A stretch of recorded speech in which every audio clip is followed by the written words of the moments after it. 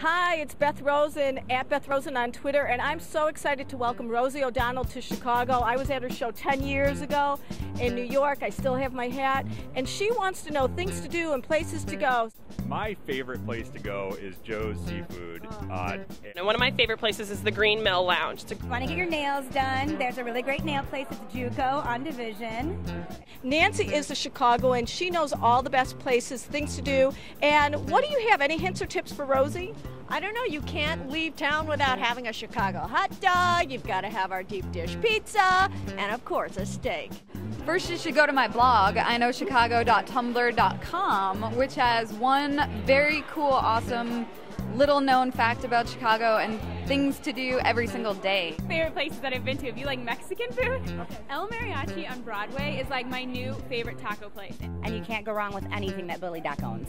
And we can go on a Thai food walking tour. Or Yes. I would say you have to go down to Pilsen. There's great food, there's great vintage shops.